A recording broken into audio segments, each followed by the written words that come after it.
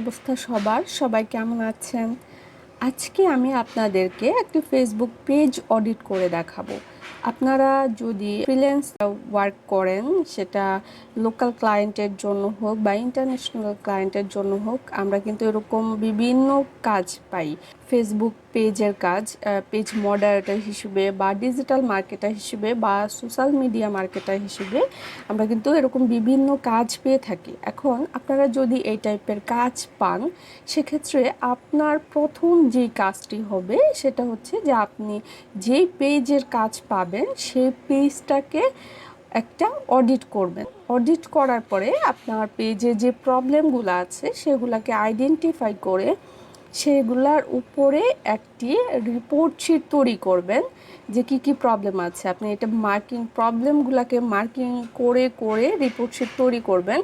এই report sheet তৈরি করার পেছনে কারণটা হচ্ছে আপনি কি টাইপের কাজ করছেন, আসলে যে কাজটি করছেন অ্যান্ড সিরিয়াসলি কাজটি করছেন, হ্যাঁ, সিকোয়েন্স ওয়াইজ ধরে ধরে কাজটি করছেন, সেটার কিন্তু একটা প্রুফ থাকবে। এটা কিন্তু আপনি আপনার ক্লায়েন্টকে বা আপনার যে বস আছে তাকে আপনি এটা সাবমিট করতে পারেন। তাতে আপনার উপর তাদের একটা পজিটিভ একটা থিঙ্কিং তাদের তৈরি হবে। চলেন তাহলে শুরু করা যাক। তো ফাইনালি চলে আসলাম আমরা সেই পেজে, যে পেজটি আমরা অডিট করব। আমি আপনাদেরকে প্রথমেই সরি বলে নিচ্ছি, কারণ আমি আজকে দিনের বেলা রেকর্ড করছি আমার ভিডিও।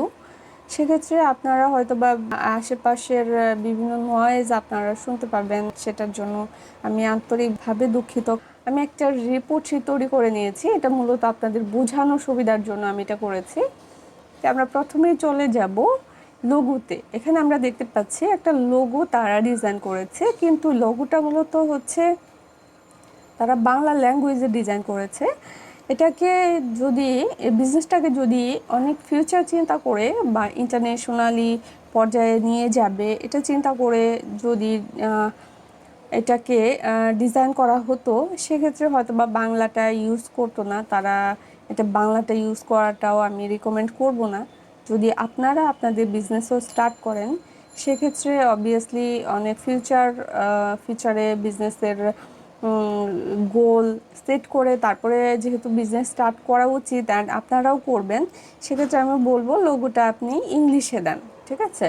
আর এখানে আমরা দেখতে পাচ্ছি যে বিজনেসের কিছু একটা টেক্সট আমরা এখানে দেখতে পাচ্ছি। এই টেক্সটটা মূলত কি, আমরা একটু ওপেন করি। এখানে আমরা দেখতে পাচ্ছি বাংলার স্বাদ ঘরে ঘরে পৌঁছে যাক, মানে এখানে তাদের বিজনেসের একটা স্লোগান তারা ইউজ করেছে। আমি বলবো এই বিজনেস স্লোগানটা লোগোর মধ্যে না দেওয়াটাই বেটার, কারণ লোগোটা সবসময় সিম্পল এবং ইউনিক রাখার চেষ্টা করবেন, কারণ লোগোটা মূলত আপনার ব্র্যান্ডকে, আপনার বিজনেসকে রিপ্রেজেন্ট করবে। অ্যান্ড এই যে লোগোটা, এই লোগোটা যেহেতু এখানে অনেকগুলো টেক্সট ইউজ করা আছে, সেক্ষেত্রে এটাকে যখন আরও ছোট আকারে ন্যারো ডাউন করে আমরা দেখব, তখন আমরা কিন্তু এখানে আরও হিজিবিজি মানে দেখা যাচ্ছে, মানে একেবারেই মনে হচ্ছে অনেকগুলো টেক্সট ইউজ করেছে, আলটিমেটলি কী লিখেছে বা ভেতরে কী আছে এটা কিন্তু ওইভাবে তেমন বোঝা যাচ্ছে না। তো আমি বলবো যে লোগোটা আপনারা অবশ্যই সিম্পল রাখার চেষ্টা করবেন। অ্যান্ড আমরা চলে যাচ্ছি কভার ফটোতে। কভার ফটোতে আমরা এখানে দেখতে পাচ্ছি তারা বাংলাদেশের ঐতিহ্যবাহী খাঁটি পণ্যগুলো আপনাদের নিকট পৌঁছে দেওয়ার প্রচেষ্টায়। আচ্ছা, এখানে তারা যে প্রোডাক্ট নিয়ে কাজ করছে বা সেটার একটা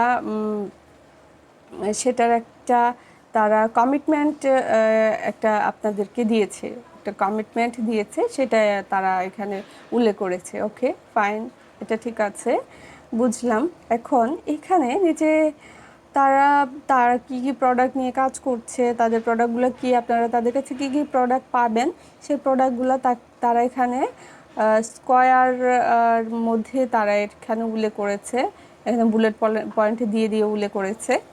অ্যান্ড এখানে তারা তাদের প্রোডাক্টগুলার সুন্দর করে ছবিগুলো হাইলাইট করেছে। ওকে, ঠিক আছে। অ্যান্ড এখানে তারা তাদের যে অর্ডার করার জন্য তারা নাম্বার দিয়ে দিয়েছে অ্যান্ড তাদের ওয়েবসাইটে লিঙ্ক দিয়েছে। হ্যাঁ, এখানে এটাকে কিন্তু যেহেতু অর্ডার করার জন্য নাম্বারটা অনেক বেশি ইম্পর্টেন্ট, সেটাকে কিন্তু আরও আরও হাইলাইট করা দরকার। সেক্ষেত্রে এখানে লোগোর কারণে কিন্তু নাম্বারটা ঠিকমতো বোঝা যাচ্ছে না। আর উপরে দেখতে পাচ্ছি যে এখানে বেশ কিছু জায়গা আছে। এখন এই টেক্সটগুলোকে যদি টেনে নিয়ে আর একটু উপরে দেওয়া যেত, তাহলে কিন্তু নাম্বারটা এরকম ঢেকে যেত না, আর একটু ভিজিবল হতো। হ্যাঁ, এখন এটা হচ্ছে তাদের একটা ল্যাকিংস আমি বলবো। দেন এখানে আমরা দেখতে পাচ্ছি যে খাওন দাওন যে লোগোটা আছে, তাদের যে লোগো, বিজনেস লোগোটা তারা এখানে ইউজ করেছে। এখানে দেখতে পাচ্ছি যে উপর থেকে কিন্তু এই যে টেক্সটটা কিছুটা কেটে গিয়েছে এরকম বোঝা যাচ্ছে। হ্যাঁ, এরকম একটা ক্লিয়ারলি বোঝা যাচ্ছে না, যে মনে হচ্ছে যে কিছুটা কেটে গিয়েছে। তো আমরা এটাকে তারা কিন্তু আরেকটু নিচের দিকে দিয়ে যেতে পারতো, আরেকটু কর্নারের দিকে, আরেকটু নিচের দিকে, যাতে হচ্ছে এই লোগোটা মানে আরও বেশি ফোকাসিং হতো। এখন আমরা চলে যাচ্ছি তারপরের স্টেপে। তারপরে দেখি আমরা কি ছিল, ইনক্রিজ ফলো লাইক কমেন্টস। ওকে, এখানে আমরা দেখতে পাচ্ছি 2.3K লাইকস, 2.5K ফলোয়ার এখানে দেওয়া আছে। আচ্ছা, এই যে লাইক ফলো, এটাকে আমি বলবো যে এটা আরও আরও বাড়ানো দরকার তাদের। মিনিমাম 10,000 লাইক ফলোয়ার থাকা দরকার আছে। কারণ এটা মানে আসলে আমরা প্রথমে একটা পেজে যে কি দেখি, একটা পেজে দিয়ে প্রথমেই তো আমরা দেখি যে ওই পেজের রিভিউ কীরকম, ওই পেজে লাইক কমেন্টস কীরকম, লাইক ফলোয়ার কীরকম। কিন্তু এখানে কিন্তু সেভাবে ওইটা দেখে কিন্তু আমার প্রাথমিকভাবে আমরা ট্রাস্ট করি। হ্যাঁ, তারপরে তো আরও অন্যান্য কিছু দেখেই। তো প্রাথমিকভাবে সেক্ষেত্রে আমি এখানে সেই অনুযায়ী লাইক ফলোয়ারটা অনেক কম আছে, এটাকে আরও বাড়ানো দরকার, মিনিমাম 10,000 করা দরকার।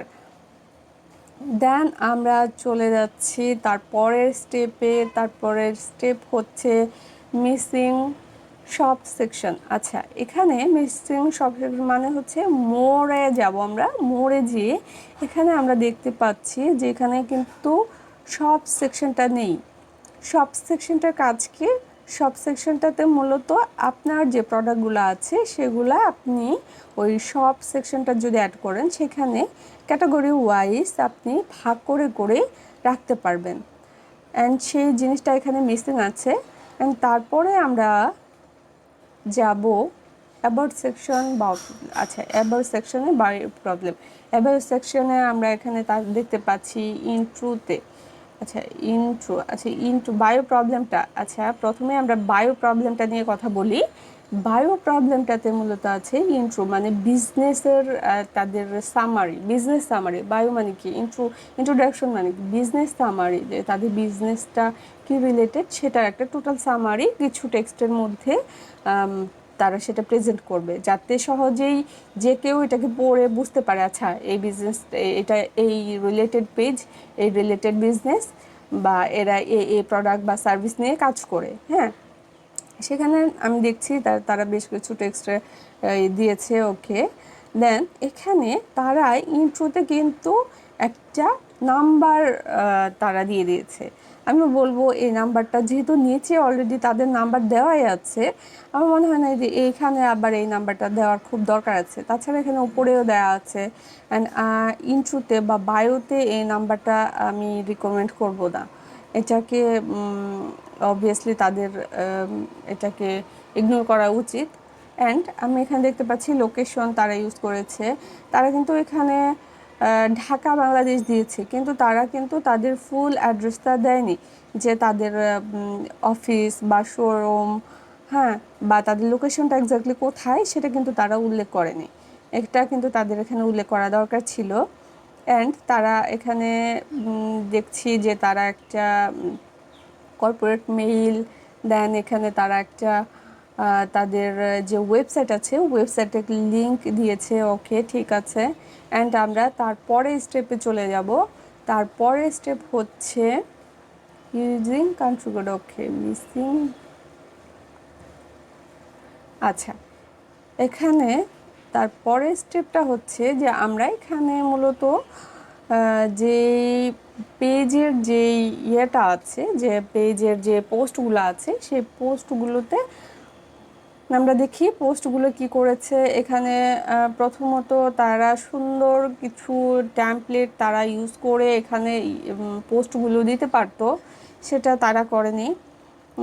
যেহেতু গ্রাফিক ডিজাইন করে, তাছাড়া ক্যানভা ডিজাইনও করেও হচ্ছে সেখানে রিডিজাইন অনেক টেমপ্লেট আছে, সেগুলা তারা মডিফাই করে কিন্তু এটাকে প্রেজেন্ট করতে পারতো তাদের প্রোডাক্টগুলো, কিন্তু সেটাও মিসিং আছে।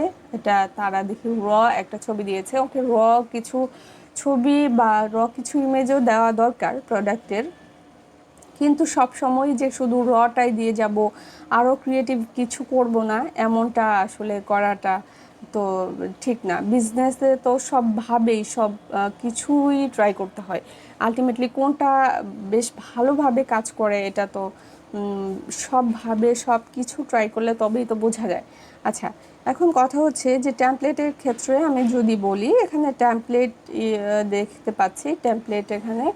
আচ্ছা, তাদের এখানে লোগোটা এইভাবে না দিয়ে তারা কিন্তু এই যে যে ছবিটা আছে, ছবিটার মধ্যে এডিট করে এখানে কর্নারে বা কোনো এক জায়গায় তাদের লোগোটা কিন্তু তারা দিয়ে দিতে পারতো, তাতে এই জিনিসটা কিন্তু আরও বেশি সুন্দর লাগতো। তাছাড়া এই যে আরেকটা ইমেজ আমরা দেখতে পাচ্ছি, এই ইমেজটাতে কিন্তু তারা একেবারেই হচ্ছে কোনো তাদের আইডেন্টিফিকেশন কোনো কিছু আমরা দেখতে পাচ্ছি না।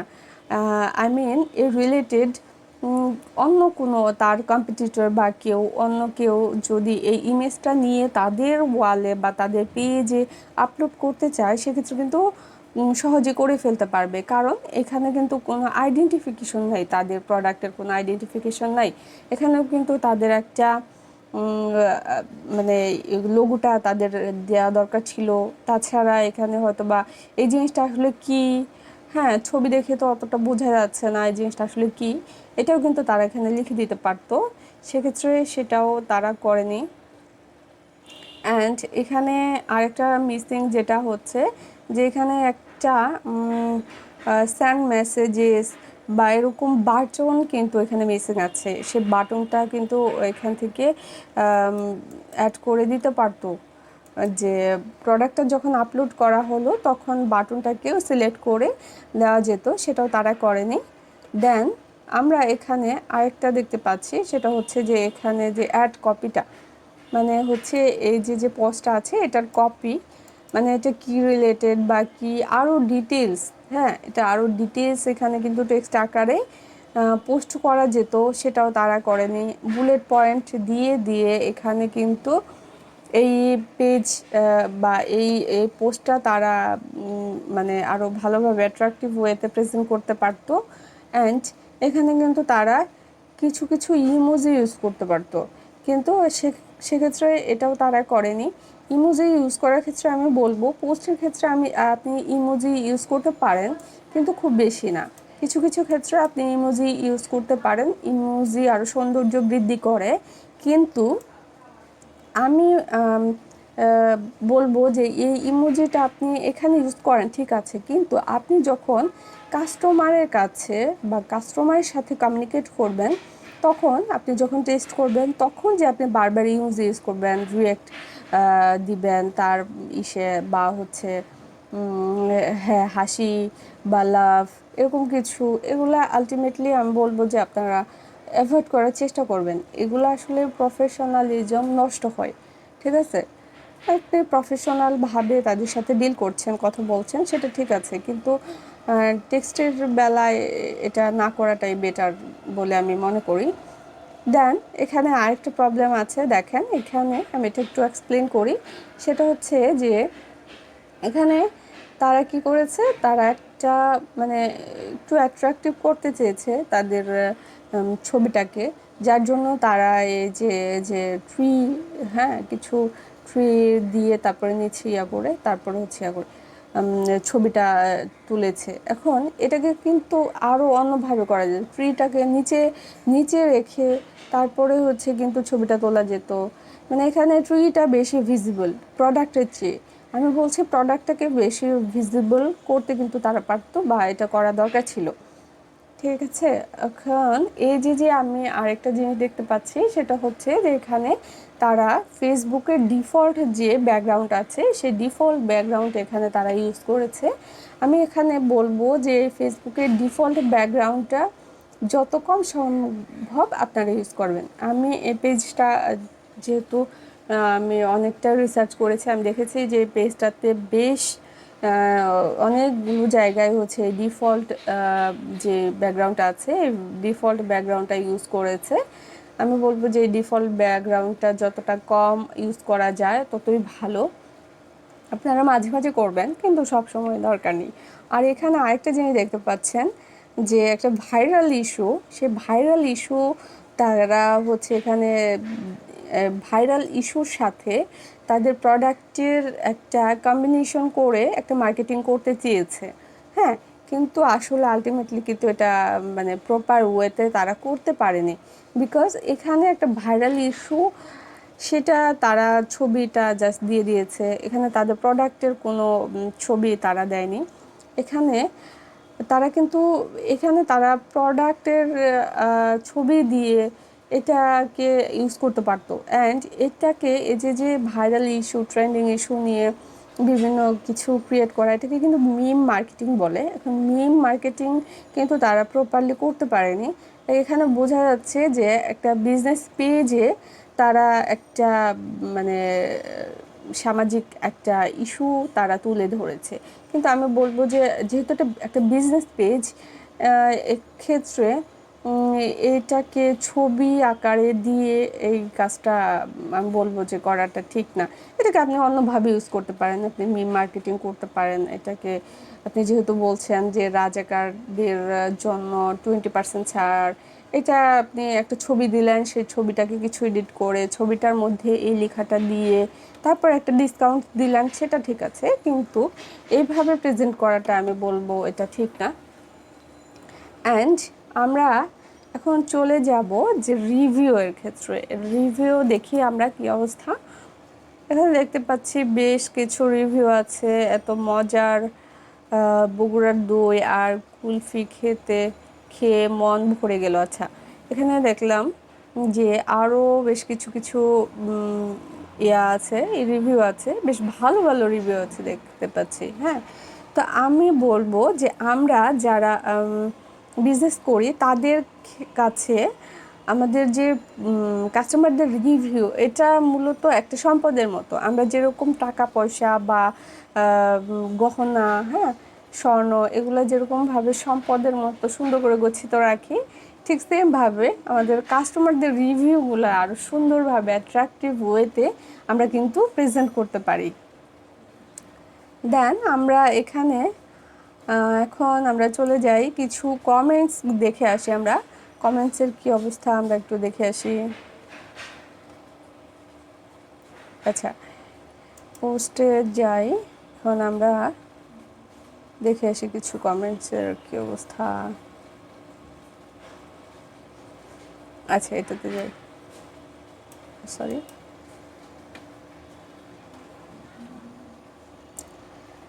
খাওয়ান দাওয়া দারুণ, ওকে।